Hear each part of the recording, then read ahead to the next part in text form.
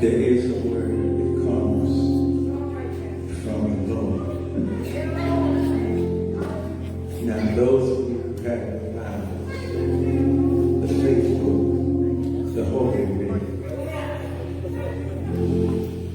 I want you to know I didn't come alone today.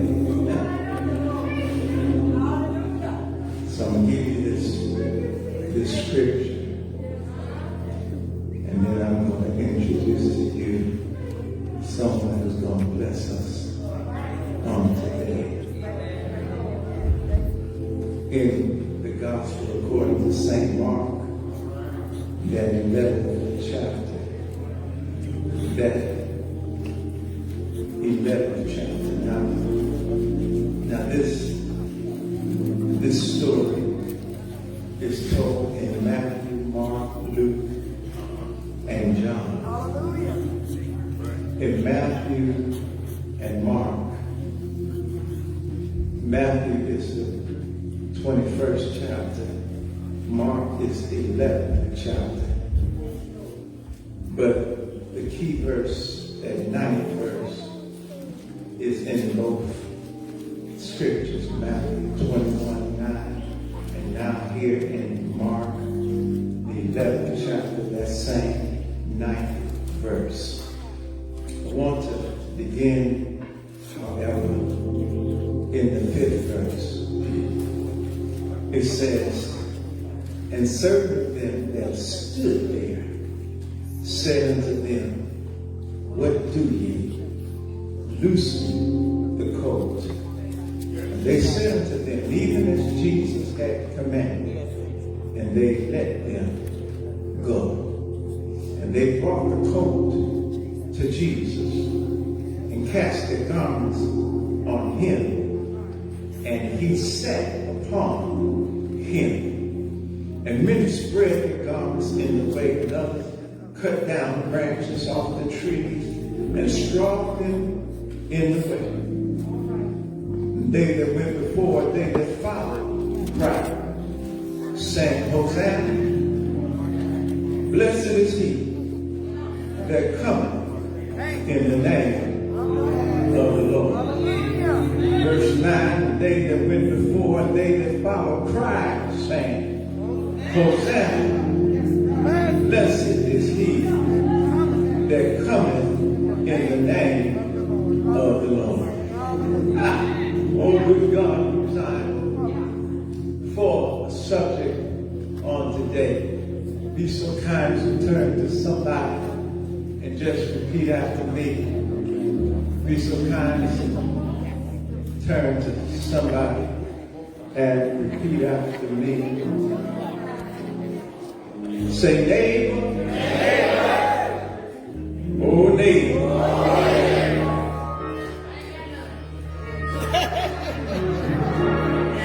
There's a party going on.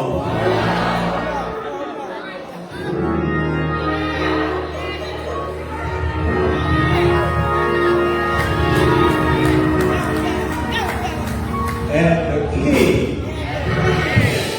is here. So many wonderful things about Jesus. So many wonderful things about him. But let me just tell you what's going on in this message. There's a celebration going on this night. And as the celebration's going on, it's all about the King. The King is here. You know, he may not come when you want him. But he shows up on time. And the blessing is, it's not because we deserve it. It's not because we've been so holy. Not because we've always done everything right. But his grace and his mercy. Oh, help me, Holy Ghost. worst of times. And he'll show up and remind you that he's a heart fixer and a mind regulator. Everybody else can be shouting your doom, but he'll come and remind you that he gives life and gives life more abundantly. Everybody else can be out there cursing you, and God will stop by and bless you and turn your situation upside down.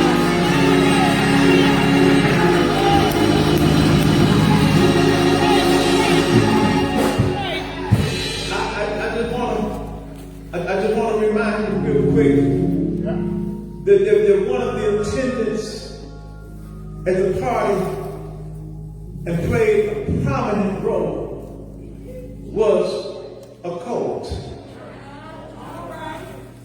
Not in its maturity, but a cult in its immaturity. I say that because a lot of times we get so mature. We get such knowledge that can't nobody tell us nothing. Sometimes we forget who we are. You get some dust that God put together. You're just some clay. He's not through molding and making into what he would have you to be. Don't you get so beside yourself that you think it's your way or the highway. God will remind you who the adult in the room really is.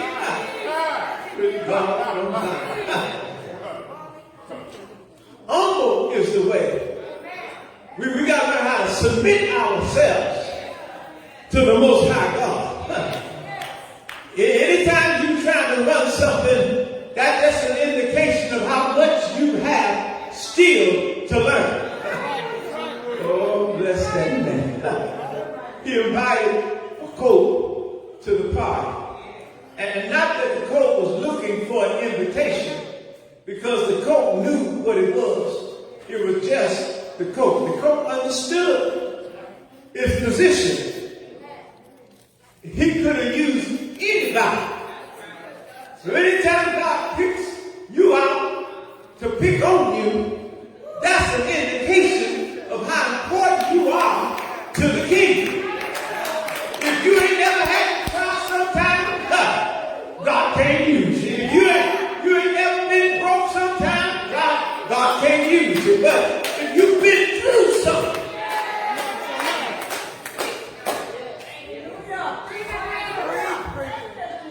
I want to move on, but I think we just need to understand about this whole God sent his disciples after the colt. He sent them and said, "You're finally tired. If the master asks you anything, you tell him that the master have need of him." Good God from Zion. When you learn how to submit yourself, this means that he sent his disciples, but he had already done some work on the man who owned the colt. And it's something when God says, loose.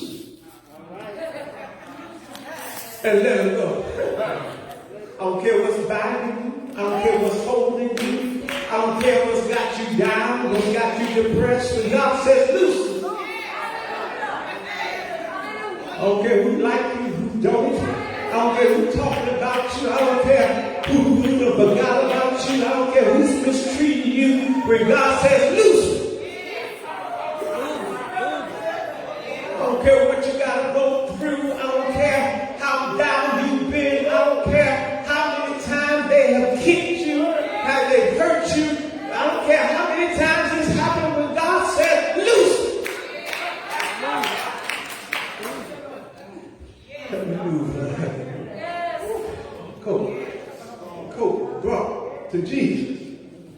Then, one more thing about the coat, I'm going to let it go. The coat, it says, never a man has rode on it before. God don't care what you don't know. But what are you willing to let God show you?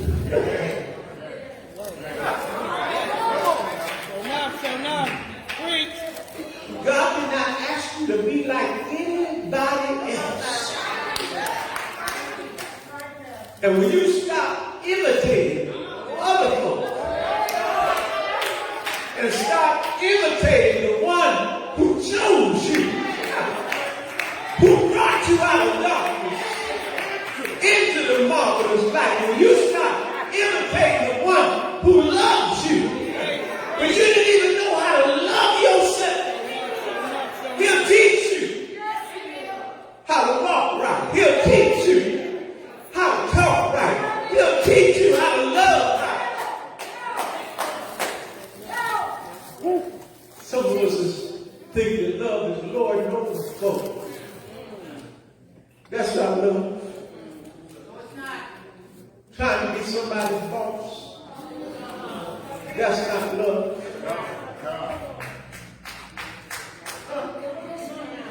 Love will sacrifice. Love will take a licking and keep on ticking. Love will not care how it looks sometimes. When it's going through what it's going through for the master. And I promise you, if you're doing anything for God, you will be talked about. You will be misused. You'll be mistreated sometimes. For doing anyhow. I don't care how heavy the Lord may get, how many garments they want to put on you, how many titles they want to give you, how many folks want to try to weigh you down. Keep on doing it anyhow. Oh, bless his name, because there's a reward on the other side of your service. Stop waiting for man to bless you. God will bless you. Gotta move. Come. After they put their garments on, and Jesus sat up. God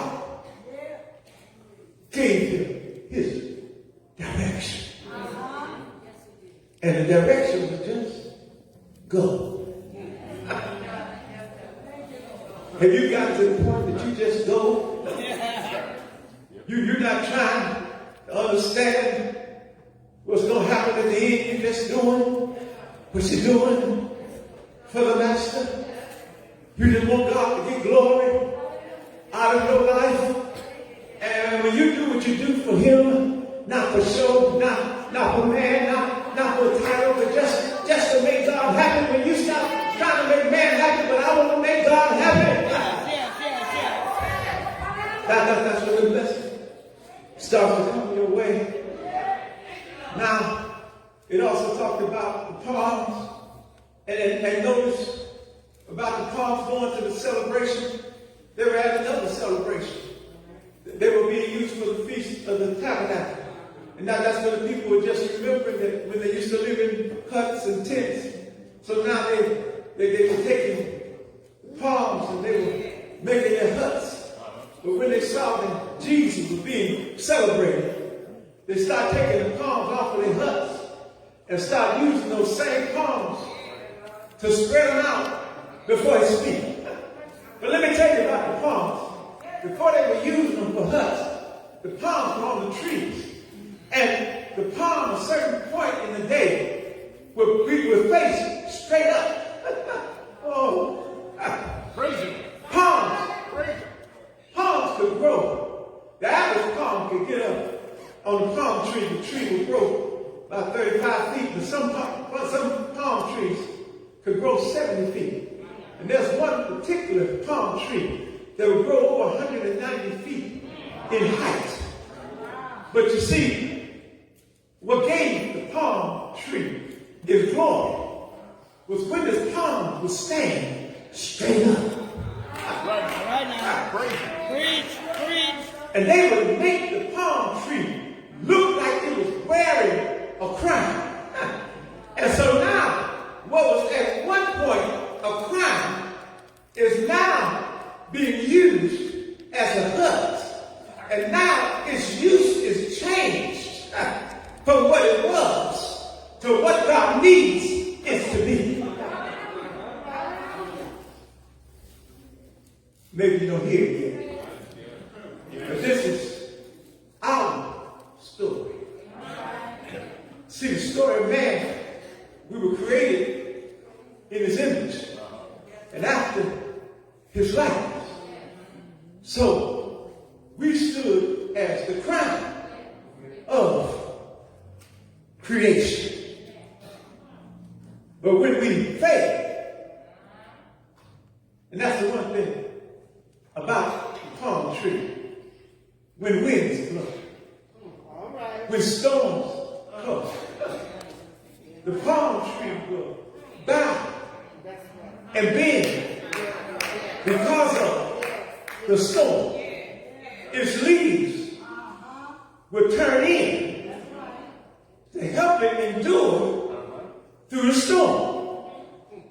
And it teaches us that in life we have to learn how to have a prayer life where we are not afraid when trouble comes to bend over, to go in to our secret closet and submit ourselves to the Lord. I'm not here because I have done things right. I'm here because I have learned how to bow down and submit myself to the Lord. You can talk about me as much as you please, but the more you talk, I'm going down on my knees.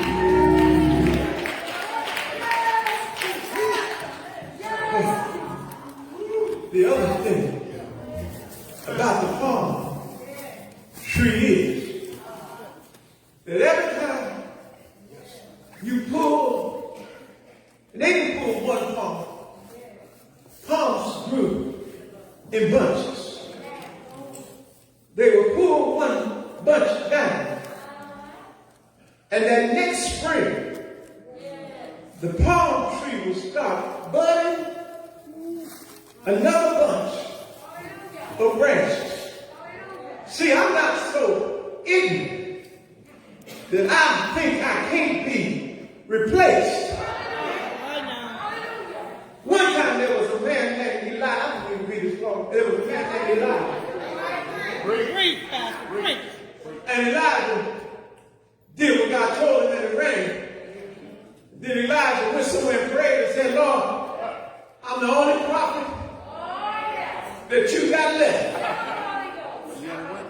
And God told Elijah, no, I got 7,000 prophets that you have not seen yet, hid in the hills and the mountains.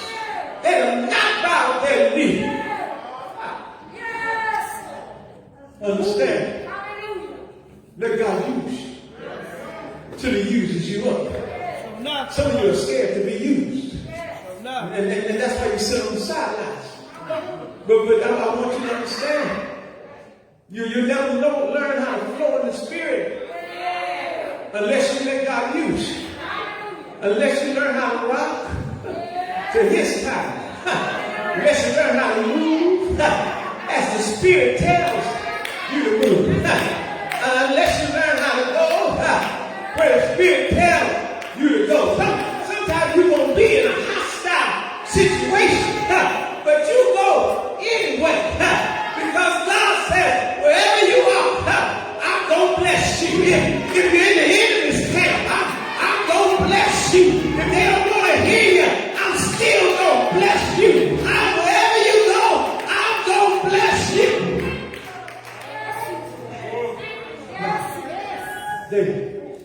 They took out palms that were used to being on top. Now they laid them on the ground. That's a good praying position.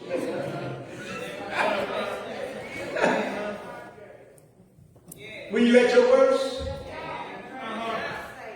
tell God about it. He'll hear and answer your prayer. When you don't know what to do, when you can't figure it out, let go and let God have his way. And look what Jesus did. He went over what was under him. I want you to know, some of you, he done went over you, but he went over you to bless you. You're still crying about something that God has already taken care of. You're still worried about something that God has already delivered you out of. What you got to do now is walk in your anointing. Tell somebody, God has brought me out. God has turned my situation upside down. God is blessing me right now.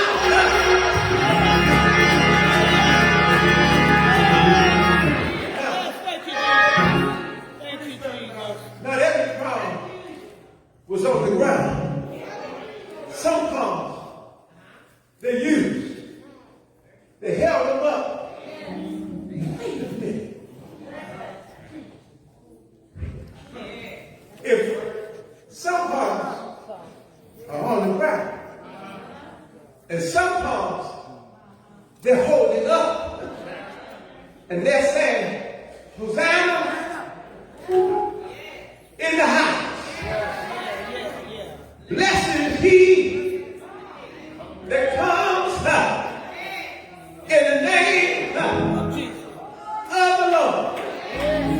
Do you realize how you can be down, but at the same time, part of you has a yet praise going on? I need you to know while you're in the valley, he'll give you something to give him praise for. When you get down to your last time, thank God for help and strength. When you get light on, thank God for that blessed assurance that Jesus is mine. Tell somebody, I know what he did yesterday. I know how he blessed me yesterday. I got a testimony of how he brought me out.